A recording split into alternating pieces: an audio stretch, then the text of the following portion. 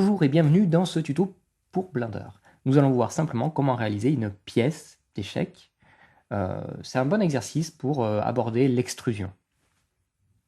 Donc, nous allons ici tout supprimer simplement. Donc, je clique mon cube, je maintiens Shift pour avoir une sélection multiple, je clique ma caméra, je clique la lampe qui est ici, et j'appuie sur X pour tout supprimer. Ok, très bien.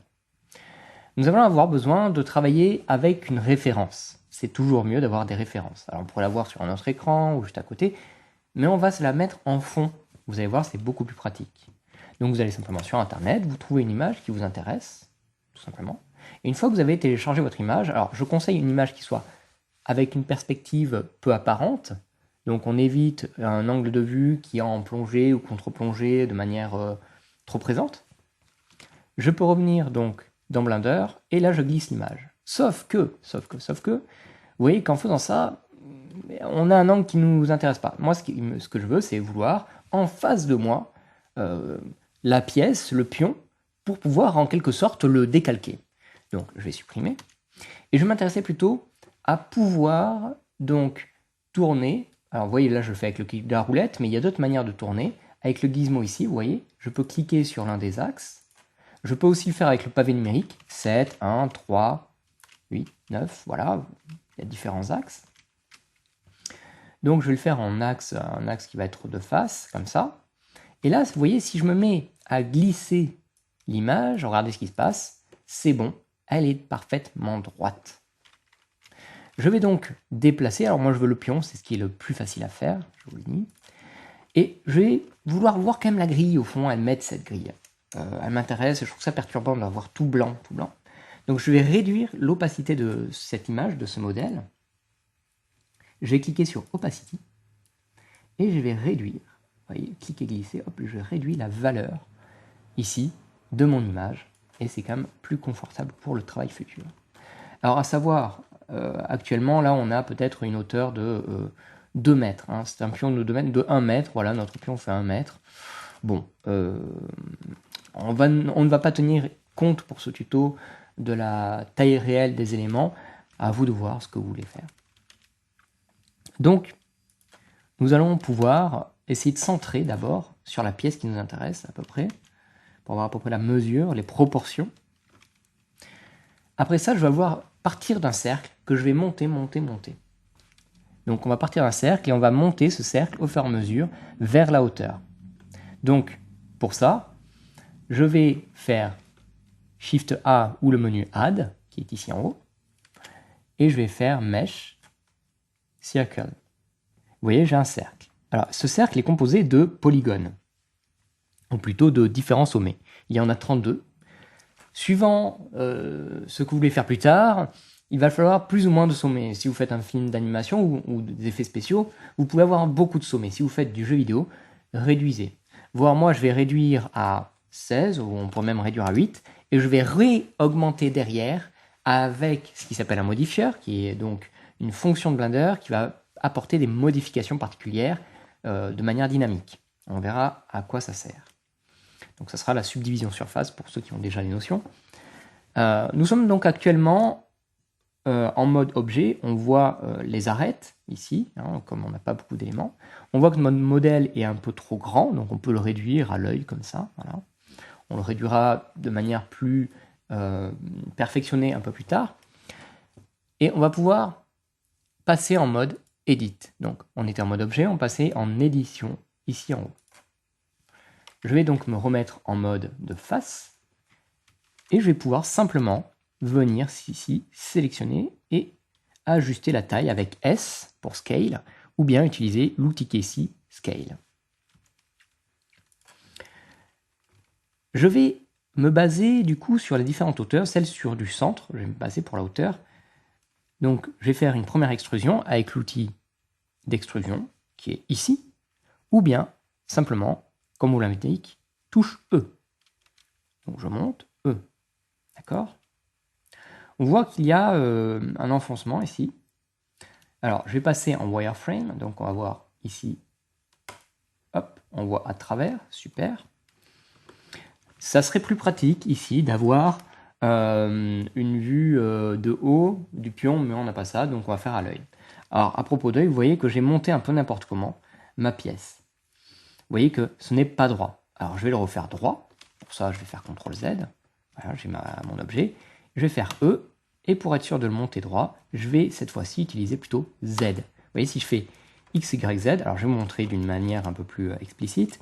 Quand je bouge un élément, je peux faire Z pour l'axe des Z, X pour l'axe X, Y pour l'axe Y. Vous voyez, ça le bloque automatiquement. Ici, on va le faire donc pour l'axe Z. Je le monte. Je vais donc réduire la taille. Alors, vous voyez que là, je ne réduis rien, je ne réduis pas la taille, je ne fais qu'avec l'extrusion. E, ça fait une extrusion, donc je vais faire une extrusion. Mais plutôt que de monter ou de changer la position de cette extrusion, d'accord, eh bien, je vais faire échappe. Alors, sachez qu'en faisant échappe, la touche échappe, l'extrusion, elle existe encore. D'ailleurs, simplement, regardez, je prends l'outil de mouvement, et vous voyez que mon extrusion, elle existe encore. Donc, je fais échappe pour annuler. L'extrusion existe encore. Et ce qui va plutôt m'intéresser sur cette extrusion, c'est de réduire vers l'intérieur. Du coup, j'utilise mon outil Scale, qui est ici, ou bien la touche S, tout simplement. Je vais à l'œil, grossièrement, venir changer la taille. Voilà.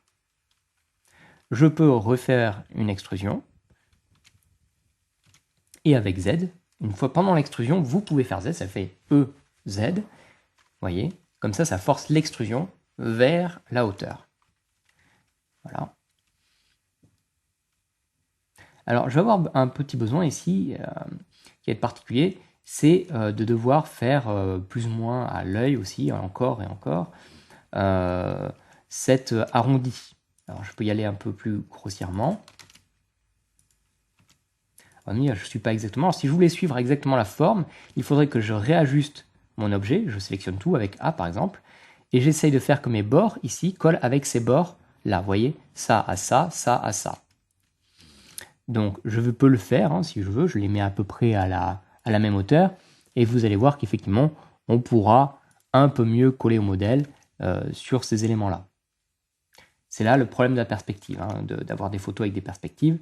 C'est qu'on a cette contrainte-là liée à la proportion. Donc, hop, je vais remonter. Je peux remonter même celui-là, je vois. Attention. Alors, je vais me fier plus à un côté qu'à l'autre.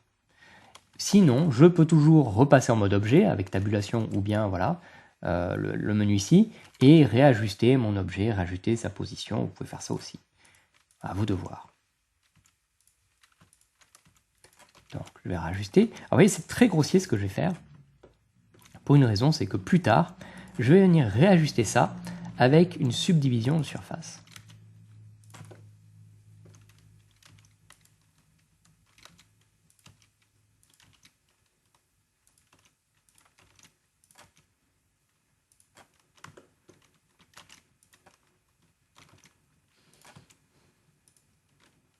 C'est là qu'on voit que c'est toujours pas centré, ce modèle. Je repars en arrière. J'essaye de recentrer ma photo. Mais ça sera jamais vraiment parfait, enfin, suivant la photo que vous allez utiliser. Alors, je suppose que le centre doit être à peu près à ce niveau-là. L'arrêt doit être à peu près à ce niveau-là, en fait. Donc, j'ai fait échappe. Hein, voilà, je refais. Hein. J'ai ma sélection ici. D'accord. Je fais un extrude, sauf que l'extrude, ça ne dépasse pas dans le bon sens. Je vais faire dans l'autre sens. Je fais S. Et vous voyez que déjà, j'arrive pas à la bonne hauteur. Alors, c'est pas grave, hein, si j'arrive pas à la bonne hauteur, je peux très bien prendre l'outil B de sélection, venir sélectionner, remonter un peu, et voilà, c'est bon. Je peux reprendre mon maillage. Alors pour ça, je maintiens la touche Alt et je clique sur mon edge. Ça sélectionne l'edge loop en entier. Je fais une extrude avec E et Z. Je vois que l'extrude encore, celui-là, il va par là. Voilà. Et la sphère, on ne va pas s'embêter à la faire tout à la main. Autant prendre une sphère existante. Alors pour ça, j'ai dit, il va falloir faire attention. On a ici l'UV sphère qui va nous servir, d'accord, ça va ajouter une UV sphère, voyez. Sauf qu'elle a 32. Je vous ai dit tout à l'heure, j'en ai mis 16. Donc il faut réduire à 16 pour obtenir le bon nombre. 16, vous voyez. Hop. Alors je peux descendre à 8, je descends, voilà. et on obtient la bonne forme. D'accord? Par contre, on va réduire sa taille, l'outil d'échelle, scale, ou bien avec S sur le clavier. Et vous voyez, je vais essayer de réduire. D'accord? Vous allez me dire, mais François, c'est pas exactement la même forme. Alors, S, X, non, on va éviter. On va plutôt essayer de prendre la bonne taille, comme ça, et on va utiliser un autre outil pour ajuster cette sphère qui finalement n'est pas si sphérique que ça. Il y a une, si on regarde, il y a une déformation un peu, hein, une sorte d'écrasement. Pour ça, on va du coup pouvoir prendre un outil, ou plutôt une fonction de l'outil de déplacement et des autres outils, qui est le proportional editing. Donc, je clique ici. Alors, faites attention à ne pas l'oublier une fois que vous n'en avez plus besoin. Sinon, vous allez avoir des problèmes. Ce proportional editing va venir tirer les différents points avec votre déplacement. Alors, vous avez différentes méthodes. On va voir laquelle passe le mieux. Si Smooth passe, en général, elle passe plutôt pas mal.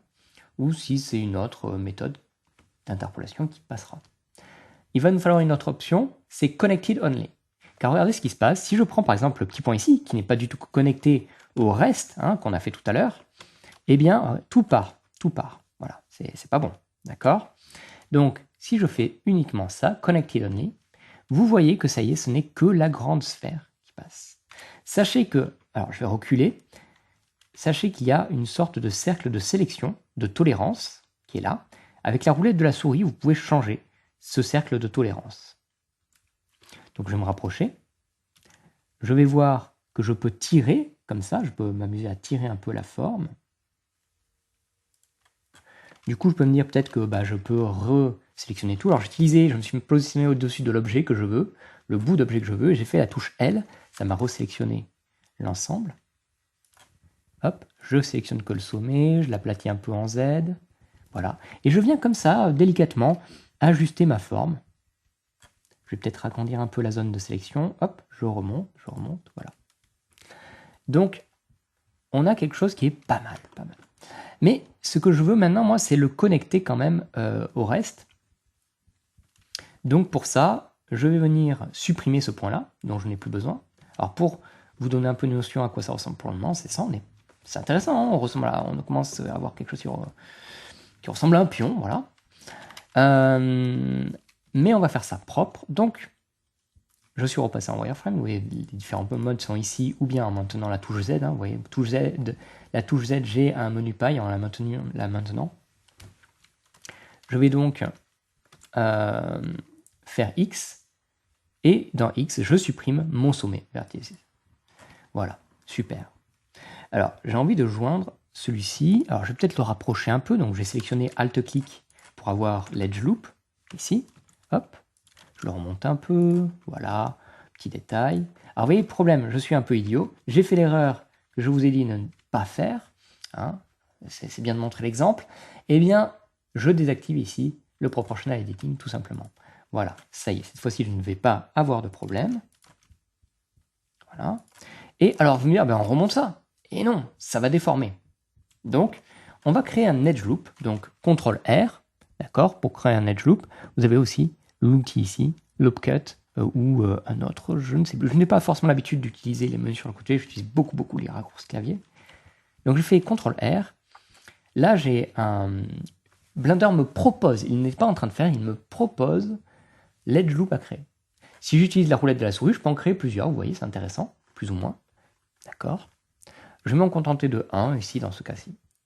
Donc je clique une fois, et quand je déplace ma souris, il va venir aussi déplacer du coup l'edge loop, le futur edge loop. Je me mets à peu près au même niveau, ou quelque part pas loin, voilà, peut-être ici. Voilà, ici on va se mettre entre deux plutôt, et on va faire un lien. Voilà.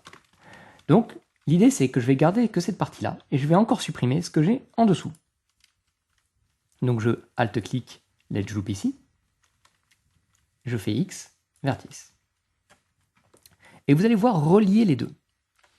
Du coup, on va faire un bridge entre les deux. Alors pour ça, je sélectionne un edge loop avec Alt-clic, et je veux un deuxième edge loop. Alors je maintiens Alt, je maintiens Shift, et là, je clique. Ça y est, j'ai les deux.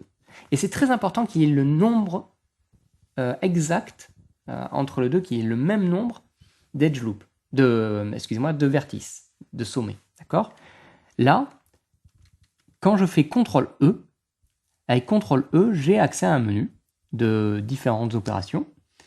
Et je vais ici avoir Bridge Edge Loops. Et quand je fais ça, boum, ça me relie. Et il relie parfaitement parce qu'il fait, attends, mais ce point, il est en face de ce point. Il trouve tout seul. Vous voyez, c'est important de travailler correctement là-dessus. Je vais peut-être réajuster ça. Je pense que la largeur, j'ai l'impression qu'elle risque de causer des problèmes, mais on verra. Je pense qu'il faut peut-être un peu l'adoucir, l'élargir avec S, par exemple. Voilà. Donc, on a une base qui est plutôt intéressante. D'accord? Je vais d'ailleurs, alors, regardez qu'est-ce que ça donne. On a quelque chose qui est pas trop mal. D'accord? Et on va vouloir fermer le bas. Le bas, on va le fermer d'une manière... comment dire? Il y a plusieurs manières de fermer.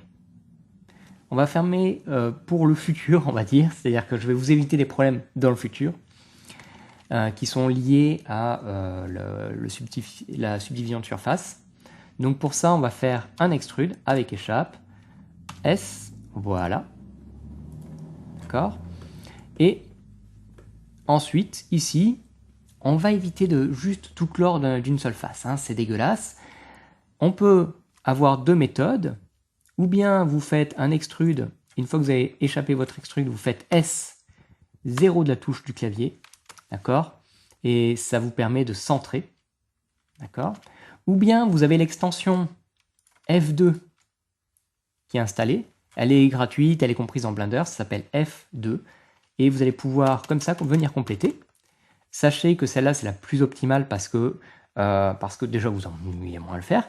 Et en plus, ça fait une face en moins. C'est bête, hein, mais ça fait juste une face en moins par rapport à la précédente.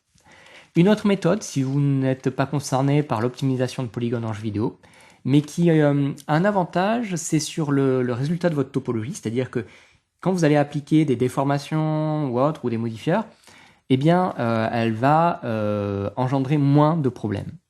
Donc vous allez faire CTRL F, pour F comme face, hein, voilà, comme face, CTRL F, et j'ai du coup Grid Fill, et vous voyez, j'ai une grille. D'accord? C'est très propre, c'est nickel, mais ça fait des polygones en plus. Ça fait quand même pas mal de polygones en plus. Donc pour ma part, je vais me contenter de la solution F2. Je maintiens, donc je sélectionnais deux sommets. Je viens faire F, F, F, F, F, F, F. Voilà. Donc on a fermé notre forme. Alors, je pourrais faire du low poly, me contenter de ça. Je pourrais adoucir des formes, certains angles. Par exemple, ici, je voudrais que... vous voyez, adoucir l'angle, hein, d'accord? Et bien pour ça, je pourrais venir sélectionner l'edge loop ici. Alors, mettez-vous en mode edge, ici, là-haut. Et vous pourriez faire CTRL B, et avec la roulette de souris, venir faire un biseau. Voilà. La roulette de souris permet de choisir le nombre de polygones pour votre biseau, le nombre de divisions. Et avoir cette méthode-là. Donc ça, si vous voulez vraiment faire du low poly avec quelque chose d'intéressant, si vous voulez vraiment contrôler finement chaque détail, ce n'est pas ce que je vais utiliser ici. Je vais plutôt voir la solution un peu plus organique du subdivision surface. Donc pour ça, je vais donc dans les modifieurs, la petite clé ici. Je vais venir chercher dans le Generate subdivision de surface. Et vous voyez que là, ça fait un peu bizarre. D'accord? Mais c'est normal. Donc on va venir arranger tout ça. On voit d'abord un premier coup, c'est très net au niveau de la coupure. Ici on se dit mais pourtant j'ai bien joint les deux, etc. Ça peut être dû à plusieurs raisons. Déjà l'orientation des faces. L'orientation des faces, là-haut dans ce menu, on va venir, hop, qui reste, dans ce menu ici on va venir Face Orientation. Donc ce qui est en bleu est dans le bon sens et il est vers vous. Les normales sont orientées vers vous. Ce qui est en rouge n'est pas bon. C'est pour ça qu'on a entre autres une coupure qui se forme ici. Donc pour arranger ça, j'ai sélectionné tout mon objet avec A par exemple. Et je vais venir faire Shift N. Et vous voyez, Shift N, il a corrigé ça. Alors dans certains cas exceptionnels, vous auriez besoin de l'inverse. Vous avez Inside. Voilà. Mais ce n'est pas le cas ici, on veut quelque chose d'assez habituel. Donc voilà, tout est en bleu, donc on est bon. On peut remettre, ou plutôt enlever, le Face Orientation. Voilà. Donc on voit tout de suite qu'on n'a plus ce problème, ça réduit le problème en tout cas, mais ça coupe encore un peu dur. On va vérifier autre chose. On va se mettre en mode de vertice, d'accord? Donc mode sommet. Tout sélectionné, hein, tout l'objet est sélectionné. Je vais faire clic droit et on va vérifier s'il n'y a pas de doublon. D'accord, c'est important. Ça peut arriver. Vous avez fait un extrude en trop, voilà, vous avez fait des étapes en trop, des copies en trop et vous n'êtes pas rendu compte. Vous avez pu laisser des choses. Moi-même, ça m'insère toujours. Hein, c'est voilà. Eh bien, merge vertices by distance. Et je peux voir pour le moment il n'y a rien à supprimer. Tant mieux pour moi. Si pour vous il y a des choses à supprimer, bah voilà, ça arrive. Hein. Ici, c'est la tolérance, la distance de tolérer entre les points. Sinon, il vient les fusionner. Voilà. Donc je l'ai fait même sans avoir de problème. C'est toujours une étape à faire par sécurité. Je vais essayer d'adoucir parce que visuellement j'ai toujours ce côté polygone. Pour ça, je vais dans Face et je vais faire Shade Smooth. Et vous voyez tout de suite, ça adoucit. Alors je vais repasser en mode objet pour que vous visualisiez mieux les choses. D'accord? Alors cette face coupe, bien sûr, mais pas tant que ça va, c'est quand même adouci. Et on a un modèle qui est peut-être un peu trop arrondi. Alors on va essayer un peu de comprendre comment fonctionne ce subdivision surface. Il vient diviser donc, si je regarde dans Wireframe, il vient diviser l'objet, hein, il y a plus de faces que prévu. Et si je regarde, par exemple, là où ça devient le plus serré, le plus dur, la forme devient plus cisaillante, c'est là où il y a le plus de concentration de polygones. Donc plus vous allez mettre de polygones à un endroit, plus la forme va être pointue, dure.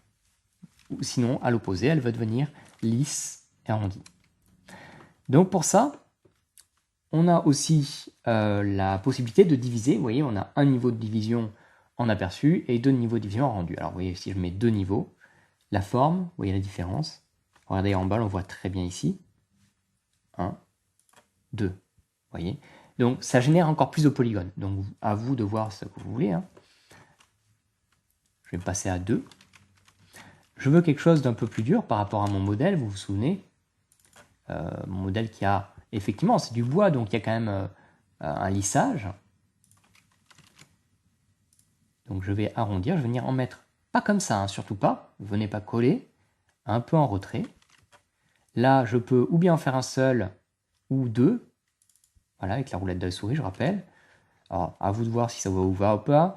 Si vous faites du jeu vidéo et que vous allez simplifier encore après, je conseille en jeu vidéo de laisser des choses un peu plus douces que la réalité. Même si vous êtes fait un objet en métal, laissez la possibilité à l'objet en métal d'avoir un peu plus de douceur. C'est plutôt conseillé pour le jeu vidéo. Dans d'autres cas, vous pouvez faire plus réaliste. Vous avez donc ici, hop, on avance, et on va essayer de voir un peu la pièce. Alors je ne sais pas du tout comment c'est en dessous. Ça doit être assez proche, je pense. Voilà, on va essayer de faire comme ça. Et on va venir donc ajuster en fonction de qu'est-ce qu'on veut aussi comme douceur. Hein. On peut remarquer certains angles ou pas, voilà. Là, tac, tac. On voit qu'ici, il va falloir bien plus rendre la forme dure, là, en bas. Donc, on va en mettre un tout à fait en bas. Et alors, je pourrais même, j'aurais pu aller plus loin, finalement, je me rends compte, j'aurais pu aller plus loin dans la forme. Vous voyez qu'ici, elle pourrait s'enfoncer même un peu plus. Alors pour ça, je vais supprimer, alors je Alt-clic, X, et je vais faire Dissolve. Alors Dissolve, ça évite de supprimer, parce que là, si je fais vertice, vous voyez, gros trou. Donc je fais X, Dissolve, hop. Alors, non pas Dissolve, Edge, voilà, ça va mieux se passer. Si je fais Edge, voilà, Dissolve Edge, donc ce sont les arêtes. Donc voilà, vous voyez, je peux changer, revoir un peu ma forme. Et ça y est, là, je peux remettre à nouveau la bonne forme qui me plaît. Je pourrais en mettre un ici avec CTRL R. Hein. Depuis tout à l'heure, je suis avec CTRL R. Hein. CTRL R, CTRL R partout. Alors je peux laisser comme ça, comme je peux venir, comme je vous ai dit, venir rapprocher l'edge loop. C'est vous qui voyez. Voilà, et je peux CTRL R à chaque fois. Vous voyez, là, si j'avais eu directement une forme avec des triangles ou bien une grille ou même ça, hein, ce qu'on a au centre, on ne pourrait pas avoir d'edge loop. Vous voyez, si je fais un edge loop sur ces parties-là, c'est bizarre, ça ne passe pas, ce n'est pas ça que je veux. Ça va vous faire des coupures ici. C'est pour ça que je vous ai laissé à l'avance, ici, un tour. Voilà. D'accord? Donc là, on n'est pas trop mal. On a une pièce qui est très, très, très détaillée. D'accord? Alors, on va faire une étape qui va être... la prochaine étape, ça va être le dépliage du V. Le dépliage du V, on va s'intéresser à comment le déplier. Alors, plus que technique, on va réfléchir à l'étape que l'on peut produire. Comment je choisis mon dépliage, comment je peux simplifier, est-ce que je fais tout d'un coup ou pas. On va voir que souvent, non. D'ailleurs, je vais voir qu'il faut que je rectifie un petit élément, je vais expliquer pourquoi. Puis, je ferai une étape qui n'est pas obligatoire, hein, mais ça dépend de vous. Je vais essayer de simplifier encore. Je vais vouloir enlever des éléments. Je trouve qu'il y a peut-être trop d'éléments, trop de polygones, je veux dire, trop de polygones sur ce modèle parce que je veux le mettre dans un moteur de jeu. Ça sera la dernière étape. Donc, je vais pouvoir ici déjà revoir un peu. Là, je vois que c'est très très solide les pièces ici. Alors, je vais quand même regarder si c'est bien le cas. Ouais, ça c'est bien le cas. Mais il y a une séparation qui est assez marquée. Alors, ce qui m'intéressait aussi pour le dépliage, c'est est-ce que c'est fait de plusieurs bouts en bois? Est-ce que c'est taillé dans une seule pièce de bois? Alors, je crois que les pièces d'échecs sont taillées dans un seul et même morceau de bois. Malheureusement pour nous. Si vous aviez remarqué qu'il y avait plusieurs bouts de bois, vous pourriez venir séparer vos UV. Alors les UV, le dépliage d'UV, ça consiste en une sorte de dépliage d'origami de votre modèle pour ensuite venir y plaquer la texture. Donc je vais venir ici déjà, ne serait-ce que pour le principe du modèle, rigidifier la forme, voilà. Peut-être un peu trop? Quand je regarde l'autre, non, peut-être pas tant. Voilà. Bon. On n'est pas si mal, on n'est pas si mal. Voilà. Donc, j'ai cette forme qui est pas si mal, qui est pas dégueulasse. Alors, je pourrais faire avec un deuxième disque ou un deuxième objet ou une extrusion pour avoir le bout de feutre qu'il doit y avoir en dessous de la pièce. Mais ici, je ne vais pas forcément m'en occuper. Mais effectivement, ça serait ou un deuxième objet ou le même objet, mais on a deux matériaux sur l'objet. Voilà. Donc, le dépliage. Alors, c'est pas évident de choisir par quel angle prendre. Si vous faites quelque chose qui est à destination de Blender, vous en fichez, vous pouvez faire ce qu'on appelle le generated, vous n'avez même pas d'UV à faire. Vous faites une texture procédurale dessus, ça passe bien. Ici, on va vouloir mettre peut-être un vrai morceau de bois, enfin une vraie texture de bois, et ça devient beaucoup moins évident. J'avoue que même moi là, je vous avoue que même moi là, ça va être peu évident de trouver le bon dépliage. Surtout sur une forme cylindrique comme celle-ci. On va voir un premier dépliage. Donc j'ai sélectionné, si vous avez la possibilité de faire des endroits de dépliage, comment vous dire, à des zones où ça ne se voit pas, eh bien faites-le. Voilà. Ici, on va de toute manière avoir un problème. Je pense que le mieux, ça serait d'avoir un logiciel comme Substance Painter qui permet vraiment de revoir la texture et d'habiller un peu n'importe comment, n'importe quel objet. Ici, il va falloir peut-être un peu adapter si on veut faire ça à la main dans Blender, mais je conseille vraiment les logiciels de texture. Donc j'ai fait un edge loop, sélection d'edge loop, alt-clic, et j'utilise la majuscule pour avoir plusieurs sélections possibles. J'ai enlevé avec C, vous voyez, alors je refais, ça j'en ai trop, C, donc j'ai l'outil circulaire, je clique avec la roulette, hop, alt-clic, shift, hop, voilà. Et j'ai cette sélection qui est déjà pas trop mal. Alors le problème, on va avoir un premier problème ici, vous allez le voir, c'est que ça va mal se déplier. Ça va faire des trucs bizarres. Alors pour ça, je vais d'abord voir comment on fait les différentes marques. On va faire un peu une sorte de coupure de patron, un peu comme dans de la couture. Donc CTRL E, et je vais faire marque sim. Vous voyez, j'ai un bord rouge qui est marqué. Alors, j'ai dans l'onglet UV Editing, comme ça, j'ai toute l'interface déjà prête. Je me rapproche. Je vais sélectionner tout mon modèle. Alors, vous voyez, c'est un peu le bazar, hein, ce truc, c'est très bizarre, puisque nous sommes partis d'un cercle. Et je vais faire U, la touche U de votre clavier, Unwrap. Et là, on a ça. Alors, ça pourrait être presque utilisable, mais on peut faire mieux. Voilà. Alors, je pourrais, l'une des solutions serait de ou coupler, de faire un mark sim sur chacun des éléments. C'est une possibilité, mais il va y avoir des déformations. Encore une fois, vraiment avoir la possibilité de travailler ou un modèle de texture à la main, vous allez peindre directement. Vous pouvez peindre dans Blender vos textures, c'est une possibilité.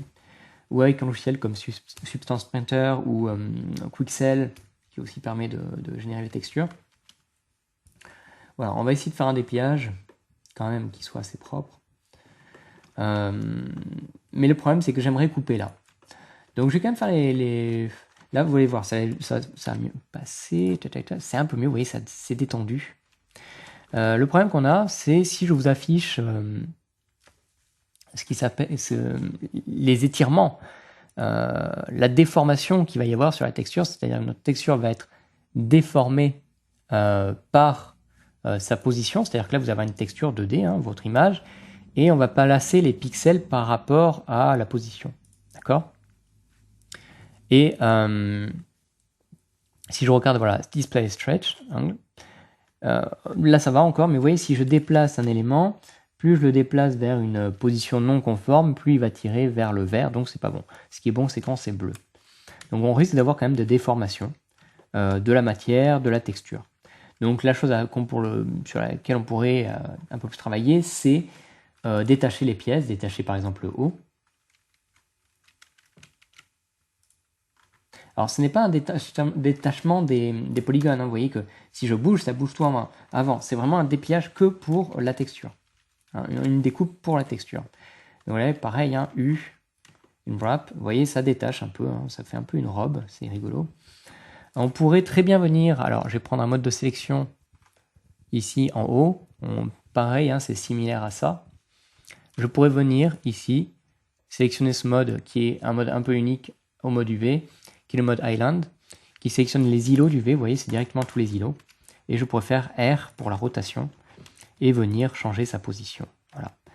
Alors je pourrais essayer d'arranger, le truc c'est vraiment d'essayer d'arranger vos positionnements. Alors là je fais ça comme ça, mais sachez qu'aujourd'hui j'en ai plus rien à faire de ça.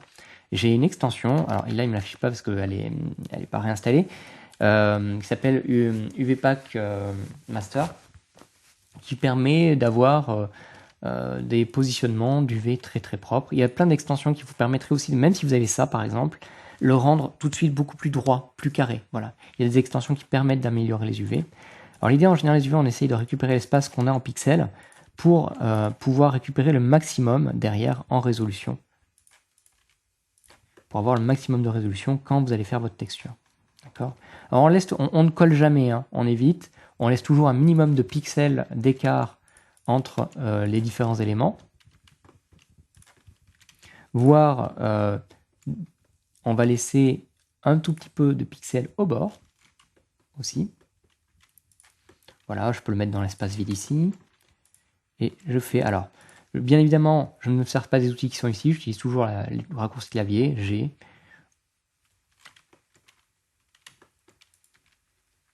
Hop, pas par là. Je vois que je peux changer la taille, j'ai de la place. Alors pourquoi j'ai rabattu tout sur la droite et vers le bas? J'ai tout rabattu vers la droite et le bas. Parce que je vais me servir, vous voyez, il y a le curseur 3D ici, il va être pratique. Il va me servir de point de départ pour changer la taille. Vous voyez, si je ne mets pas le curseur 3D et que je fais un S scale, ça fait un peu, ça dépasse, ce n'est pas ce que je veux. Donc, je vais venir, hop, 3D cursor. Donc, ça, le point de départ est ici. Et je vais pouvoir grandir. Vous voyez, c'est bien pratique d'avoir ça. Je regarde que je ne dépasse pas trop. Voilà. De l'autre côté, ça va être correct aussi. Hein, voilà. Donc là, je récupère en résolution de pixels. Je peux le tester, voir ce que ça donne, d'accord, avec une texture de test. Pour ça, je vais faire New. Alors, je ne suis pas sûr qu'il me l'affiche tout de suite dans ces versions-là de Blender. Hop, UV Grid. New image. Non, je crois qu'il ne va pas nécessairement. Tac, tac. Non, il ne vous l'affiche pas. On va créer un matériel. Avec ce matériel, il va vouloir nous l'afficher. Donc, je vais dans les matériels ici. Donc, je suis en Object Mode, hein, d'accord. Je vais appeler ça pion.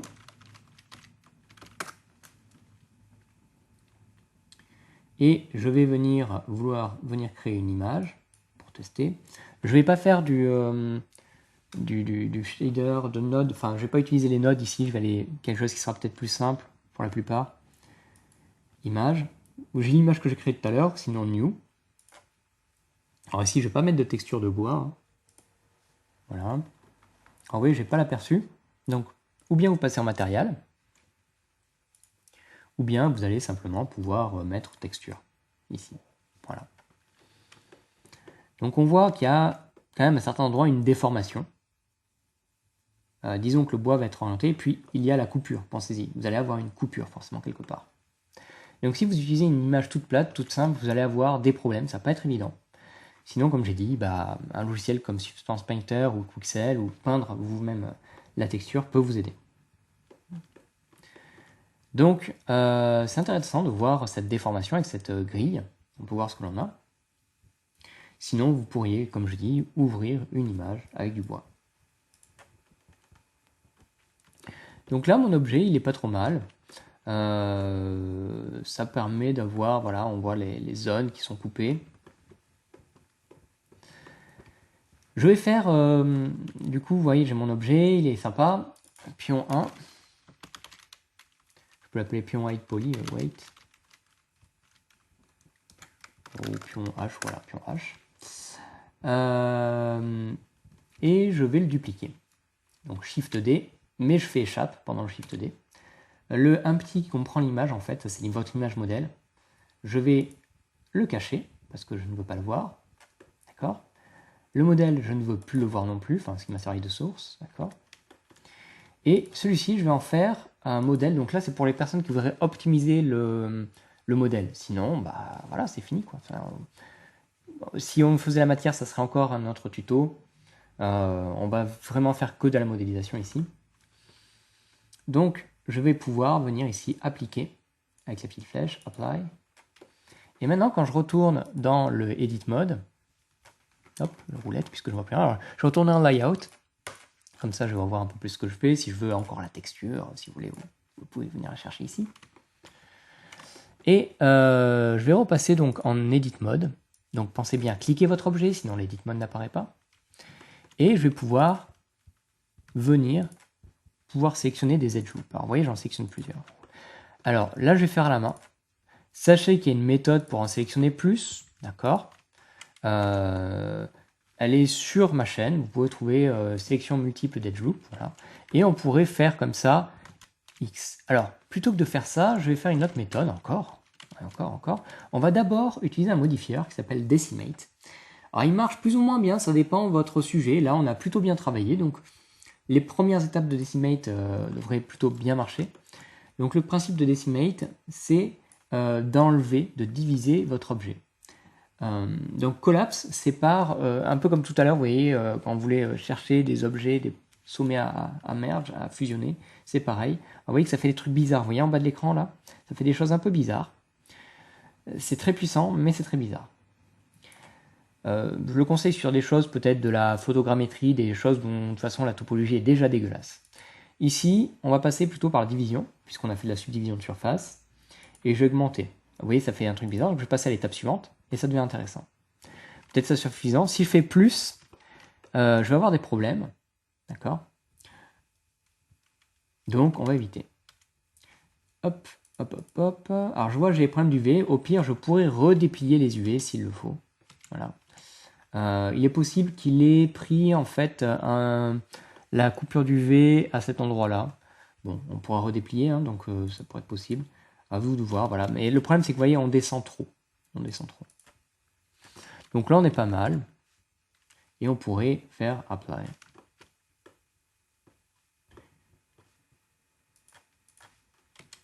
Et vous voyez, le problème, c'est que ici, il est venu finalement tout casser. Voilà. Donc vous pourrez refaire vos UV, tout nettoyer, etc. Sinon, vous pouvez garder votre modèle tel qu'il est. et simplement venir supprimer à la main les edge loops pour venir alléger le modèle si vous en avez besoin. Voilà. Hop, peut-être ici, ici, etc. Surtout ici, vous voyez qu'il y a une quantité inutile de polygones. Voilà. Donc je vous laisse vous abonner à la chaîne pour le peu que je pense à faire quelques tutos d'ici là. À bientôt.